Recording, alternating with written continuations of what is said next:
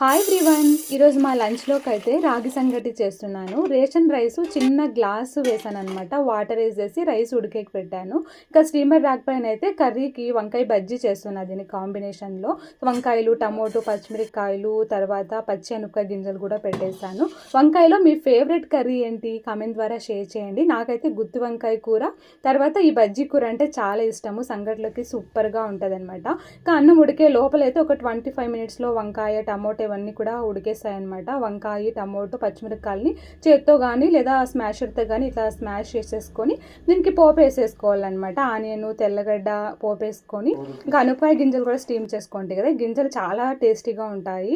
తర్వాత మనము పేస్ట్ చేసుకోండి వంకాయని వేసేసి పల్లీలు పౌడర్ చేసుకొని పల్లీ పౌడర్, సాల్ట్, కొత్తిమీర వేసేసి జస్ట్ ఒక 2 మినిట్స్ ఉడికించుకుంటే కర్రీ రెడీ అయిపోతుంది. ఇదిగోండి ఇంకా సంగటి కూడా కలిపేసి ఇట్లా ముద్ద కట్టేసాను అనమాట. ఇంకా మా ఆయన లంచ్కి అయితే